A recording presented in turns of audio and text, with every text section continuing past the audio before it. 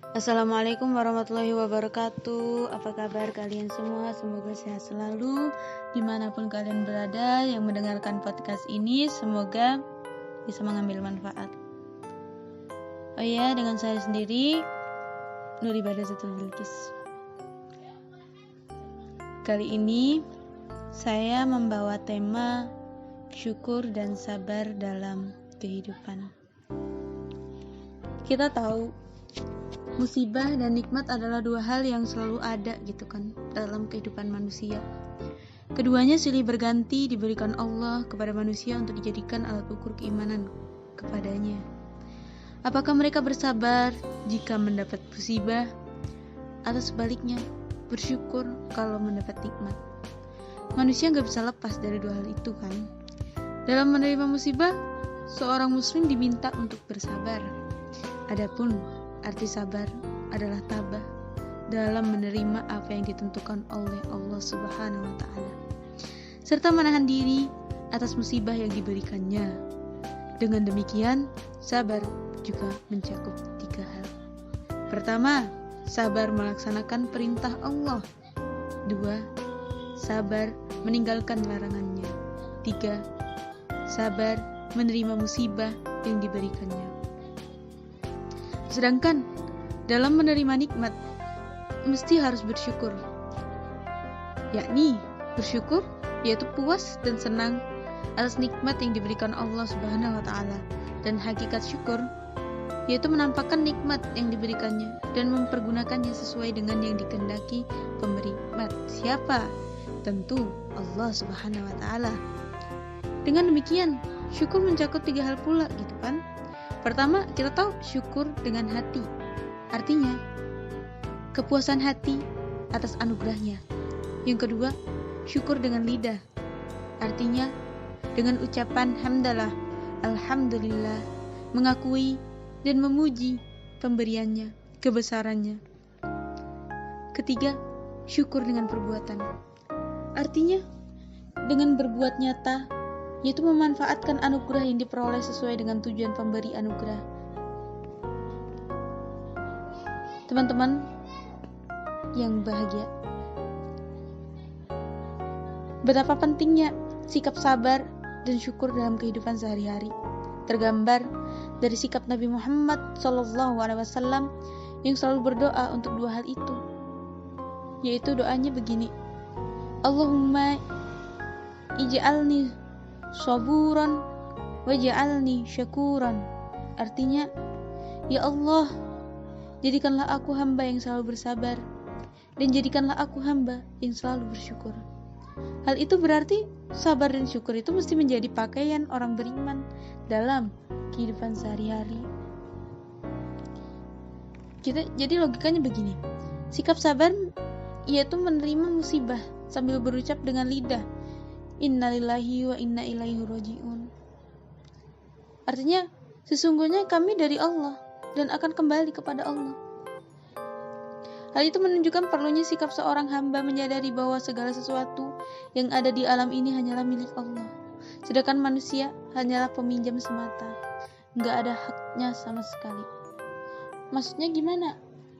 Ya, hak bahwa itu emang punya dia, tapi sebenarnya nggak, hanya titipan. Kita tahu seperti sikap bersyukur menerima nikmat misalnya, yaitu sambil mengucapkan alhamdulillahirabbil alamin. Segala puji bagi Allah yang mengatur sekalian alam. Ini contoh sikap seorang mukmin apabila mendapat nikmat sebagai tanda syukur dengan lidah dan mengakui gitu kan, dan memuji pemberiannya dan memanfaatkan anugerah yang diperolehnya sesuai dengan tujuan pemberi anugerah. Keduanya sama-sama alat penguji bagi Allah Subhanahu wa Ta'ala untuk mengukur apa? Mengukur keimanan manusia. Jika mereka diberi musibah dan mereka bersabar menerimanya, maka mereka lulus dalam ujian Allah. Dan kalau mereka diberi nikmat, maka ketika itu mereka bersyukur mempergunakannya, juga mereka lulus dalam ujiannya Allah. Itulah sebabnya kedua hal itu selalu dipergantikan Allah di tengah-tengah kehidupan manusia. Dalam rangka apa? Rangka senantiasa mengukur dan menguji keimanan mereka dari satu masa ke masa yang lain. Tetapi, sister brother, ketika Nabi Muhammad SAW mendapat musibah, tidak diminta Allah bersabar. Tetapi apa? Diminta banyak mengingat nikmat Allah untuk bersyukur. Peristiwanya kita tahu terjadi ketika anak Nabi bernama Qasim ibnu Muhammad meninggal dunia. Hati Nabi Muhammad SAW sangat bersedih kala itu. Ditambah lagi sikap dari Abu Lahab dan kawan-kawannya yang bergembira atas meninggalnya putranya beliau, putranya Nabi, dalam kondisi seperti itu. Allah Subhanahu wa taala menurunkan wahyu kepada Nabi di surat Al-Kautsar ayat 1-3. Di ayat pertama berbunyi begini: sesungguhnya kami telah berikan kepadamu Al-Kautsar. Di antara ulama tafsir ada yang mengatakan makna Al-Kautsar adalah nikmat yang banyak, yaitu Nabi diangkat menjadi Rasul, menjadi rahmat sekalian alam, menjadi pemimpin seluruh umat manusia, menjadi manusia yang banyak berjasa. Jadi, di saat Nabi mendapat musibah, diminta kepadanya untuk mengingat nikmat yang banyak tersebut. Supaya apa? Supaya bersyukur. Karena bila dibanding nikmat yang banyak dengan musibah yang sedikit, tidak ada apa-apanya musibah yang sedikit itu. Maka tetaplah bersyukur, gak perlu bersedih. La tahzan, innallaha ma'ana. Dengan demikian, pada prinsipnya baik mendapat musibah yang menyakitkan maupun mendapat nikmat yang menyenangkan, maka orang beriman itu harus benar-benar bersyukur kepada Allah Subhanahu wa taala, karena pada hakikatnya keduanya sama-sama penguji keimanan dan juga keduanya merupakan keputusan yang terbaik dari Allah. Allah tahu yang terbaik buat kita. Allah tahu apa yang kita butuhkan, bukan yang kita inginkan. Ada sebuah kisah dari kisah Qarun. Pasti teman-teman tahu. Sikap Qarun yaitu yang mengingkari keberhasilannya atas bantuan Allah Subhanahu wa taala dan menegaskan bahwa dia memperoleh nikmat semata-mata karena kemampuannya. Maka dinilai sama Allah itu kafir dan tidak mensyukuri nikmat yang Allah berikan, bahkan mengingkari. Hatta akhirnya harta Qarun dibinasakan sama Allah. Dengan apa? Dengan cara bumi membelah. Entah istananya, hartanya ditelan sama bumi. Maka tuh sampai sekarang tuh ada terkenal harta Qarun. Maka kepada manusia sekarang, jika ada di antaranya yang mendapat sukses dalam hidup, entah itu sebagai penguasa, sebagai pedagang, sebagai teknokrat, atau yang lainnya, janganlah seperti sikapnya Qarun yang merasa kalau memperolehnya karena kehebatannya semata. Sebagai seorang profesional yang andal, bukan sebagai anugerah Tuhan. Kenapa? Supaya nasib mereka nggak sama dengan Qarun. Sister brother, sikap syukur dengan lidah adalah setelah menyadari dengan sepenuh hati bahwa nikmat yang diperoleh Allah itu semata-mata anugerah Allah. Muncullah rasa kagum terhadap nikmat Allah dan terucapkanlah kata pujian dari lidahnya. Alhamdulillah ala nikmatil iman, alhamdulillah ala nikmatil ihsan,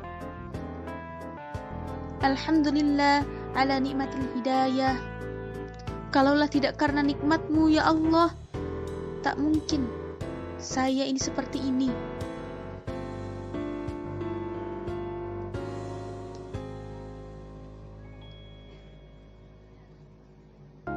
Sikap syukur dengan perbuatan adalah menggunakan nikmat yang diperoleh sesuai dengan tujuan menganugerahkan atau tujuan penciptaannya. Seperti Allah ciptakan malam ini untuk istirahat dan siangnya untuk bekerja. Maka jika manusia istirahat pada malam hari dan bekerja di siang hari, hal itu termasuk dalam kategori mensyukuri nikmat Allah. Hal lain dalam sikap syukur dengan perbuatan adalah mempergunakan nikmat yang diberikan Allah Subhanahu wa taala. Untuk apa? Mengabdi kepadanya.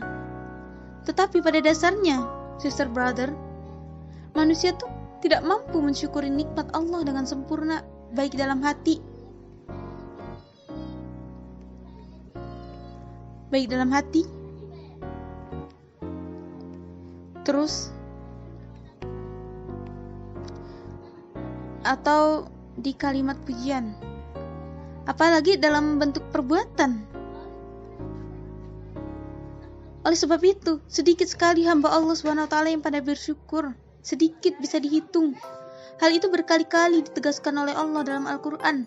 Antara lainnya, Allah mempunyai karunia terhadap manusia, tetapi kebanyakan dari manusia itu gak bersyukur. Di ayat lain juga, sedikit sekali hamba-hambaku yang bersyukur. Mengapa begitu? Karena hidup manusia yang senang, kebanyakan itu banyak melalaikan orang. Maka kebanyakan mereka terlena, terbuai dan lalai di dalamnya. Akhirnya lupa mensyukurinya, bahwa semua itu anugerah dari Allah. Itu sebabnya diceritakan pada kisah Nabi Sulaiman alaihissalam. Kita tahu beliau manusia terkaya di dunia selalu memohon pertolongan kepada Allah agar diberi apa? Diberi kemampuan untuk mensyukuri nikmatnya. Dan doanya pun diabadikan sama Allah dalam Al-Quran. Wahai Tuhanku, tanamkanlah dalam hatiku agar aku selalu dapat mensyukuri nikmat-nikmat yang Engkau berikan kepadaku dan kepada ibu bapakku, dan supaya aku dapat berbuat amal soleh yang Engkau ridhoi. Tertera di juz 27 ayat 19. Juga, sister brother, Nabi Muhammad SAW melakukan hal yang sama. Beliau berdoa kepada Allah. Bahasanya begini nih, konteksnya dalam bahasanya kita. Wahai ya Allah, bantulah aku untuk mengingat-Mu, mensyukuri nikmat-Mu, dan beribadah dengan baik padamu. Diriwayatkan dari hadis riwayat Abu Daud, An-Nasai, agar kita termasuk dari hamba Allah yang mampu mensyukuri nikmatnya. Mari kita contoh kedua Rasul tersebut. Buka Al-Quran di surat An-Naml ayat 19. Kita amalkan doanya. Senantiasa kita termasuk golongan yang selalu sabar dan bersyukur dalam setiap kehidupan ini. Syukron lillah. Sekian. Wassalamualaikum warahmatullahi wabarakatuh. See you next podcast.